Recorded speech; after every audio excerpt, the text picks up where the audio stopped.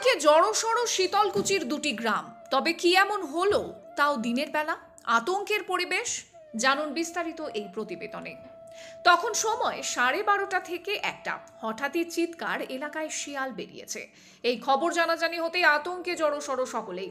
এদিকে একের পর এক খবর আসছে, শিয়াল যাকে পাচ্ছে তাকেই জখম করছে। স্থানীয়রা একজোট হয়ে শিয়ালকে তাড়া করতে যায়। সেই তাড়া করতে গিয়েও কামড় খেতে হয়েছে। দিনের বেলায় এ ধরনের ঘটনায় রীতিমতো আতঙ্কে রয়েছে দুটি গ্রাম। এই ঘটনায় আহত হয়েছেন 7 জন। ঘটনাটি শীতলকুচির লালবাজার এবং ছোট শালবাড়ি এলাকার। জানা যায়, আজ দুপুরবেলা আচমকাই একটি খ্যাপা শিয়াল বিভিন্ন এলাকায় ঘুরে বেশ কয়েকজনকে জখম করেছে। এই ঘটনায় এলাকায় ব্যাপক শোরগোল পড়ে গিয়েছে। জানা গিয়েছে, মাঠে ছাগল থেকে শুরু করে যাই পাচ্ছে আঘাত করার চেষ্টা করছে সেই খ্যাপা শিয়াল। শীতলকুচির লালবাজার এবং ছোট শালবাড়ির বাসিন্দাদের অভিযোগ, এদিন দুপুর থেকে হামলা চালাচ্ছিল শিয়ালটি। পথ চলতি বেশ কয়েকজনের ওপর হামলা চালায় প্রাণীটি। শিয়ালের কামড়ে অনেকে ক্ষত বিক্ষত হয়। বাদ যায়নি বাড়ির গবাদি পশুও। খ্যাপা শিয়ালের হামলায় রীতিমতো আতঙ্ক ছড়িয়ে পড়েছে 2 গ্রাম পঞ্চায়েত এলাকায়। স্থানীয়রা জানিয়েছেন, এলাকায় অনেকগুলি শিয়াল আছে, তবে আগে এই ধরনের ঘটনা কখনো ঘটেনি। আজ একটি শিয়াল একাধিক গ্রামবাসীর ওপর হামলা চালায়। এই হামলা চালানোর ভয়ে এলাকার সকলে গৃহবন্দী হয়ে পড়েন। জখমদের শীতলকুচি ব্লক প্রাথমিক স্বাস্থ্য কেন্দ্রে চিকিৎসার জন্য নিয়ে আসা হয়। পরে তাদের প্রাথমিক চিকিৎসার পর বাড়িতে পাঠানো হয়। এই ঘটনায় এলাকায় ব্যাপক আতঙ্কের পরিবেশ সৃষ্টি হয়েছে। শিয়ালে কামড় দিয়েছে। কিভাবে কামড়ালো শিয়াল? ওই শিয়ালটা পাগল হয়ে গেছে, মানে চা বাগানে এসেছিল আমাদের বাড়ির পাশে। ওই চা বাগানে একজনকে কামড়াইছে। কামড়ার পর আমরা অনেক কয়জন গেছি মারতে, মারার পর আমাকেও কামড়াইছে। কজনকে কামড় দিল? আমার বাড়ির পাশে একজনকে কামড়াইছে, কামড়ার পর মারতে গিয়ে আমাকেও কামড়াইছে। দুজনকে টোটাল? হ্যাঁ, টোটাল 2 জন। কি দিনের বেলায় শিয়াল বেরোয়? এই দিনের বেলায় তো মানে 3টার সময় হবে। মানে চায়ের বাগান ছিল সেটা? হ্যাঁ, চায়ের বাগান। কত দূর? এই 1/2 কিলোমিটার হবে। আচ্ছা, যার জন্য শিয়ালের আখড়া ওখানটায়। এইখানে হ্যাঁ শিয়াল অনেক করে। চা বাগান না পাশেই, ওই চা বাগান থেকে। চা বাগানটা কার? চা বাগানটা অন্য যাকে প্রথমবার কামড়েছে। ও মানে ওই নিজেরাই? হ্যাঁ, নিজেরই। কোথায় কামড়াচ্ছে? চোখতে কামাচ্ছে, হাতে কামাচ্ছে, পিছনে কামাচ্ছে, চার পাঁচটায়। কয়জন আহত হয়েছিল? আহত তো 2 জন হয়েছে। কি নাম আপনার? আরিফ জায়গাটা? পেটলা নেতা। আজকে এই যে শিয়ালের যে ঘটনাটা, কি বলবেন এটা নিয়ে?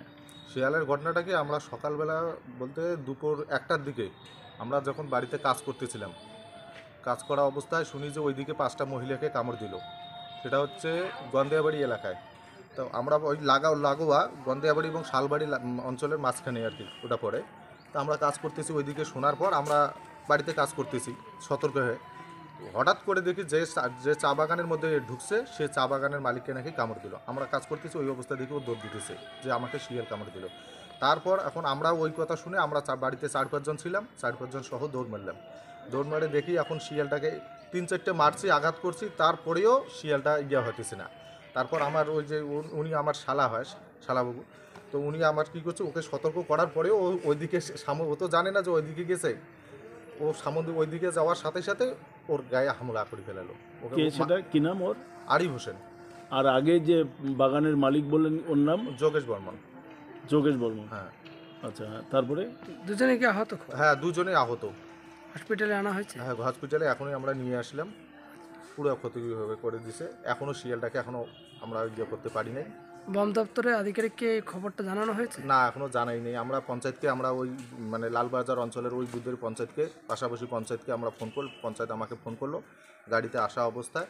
ফোন করার পর আমি বললাম যে এরকম কেউ, ও বললো যে আমাদের এদিকেও 5 জনকে আহত করছে, আমরা কিছুক্ষণ আগে ট্রিটমেন্ট করে নিয়ে আসলাম। বললো কি শিয়ালটাকে এখন তোমাদের ওইদিকে আছে? আমরা বললাম যে এখনও আমাদের ওইখানে চা বাগানে আমরা ছেড়ে চলে আসলাম পেশেন্টকে নিয়ে। এখন ওই রকমের অবস্থায় আছে, এখন আমরা হসপিটালে নিয়ে আসলাম। এখন দেখি কী হয়। মনে করছেন বন দপ্তরের অধিকারীকে জানানো হবে? হ্যাঁ, জানালে ভালো হয়। এখনও বাড়িতে অনেক ছোটো বাচ্চা কাচ্চা আছে, তারা যাতে ক্ষতিগ্রস্ত না হয়, সেই কারণে আমি বন দপ্তরের কাছে আবেদন করি, যেটা এরাকে তাড়াতাড়ি যাতে হয়, সমস্যার সমাধান হয়। ওই এলাকায় কি শিয়ালের উপদ্রব বেশি? হ্যাঁ, ওই এলাকায় শিয়ালের উপদ্রবটা একটু বেশি। আচ্ছা, এই শিয়ালটা কি স্বাভাবিক শিয়াল, কি অন্যরকম শিয়াল মনে হয়? এটা অন্য রকম শিয়াল, স্বাভাবিক শিয়ালের থেকে এটা অন্য রকম শিয়াল। মানে তার মধ্যে কি পাগলামি বের হয়? হ্যাঁ, পাগলামি বের হয়। আমরা নিজের চোখে দেখছি 4-5টা ছাগলকে আমার সামনেই আহত করলো। ছাগল? হ্যাঁ। আচ্ছা, কি নাম আপনার? আমার নাম জাহাঙ্গীর আলম, বাড়ি? বাড়ি বড়মরিচা।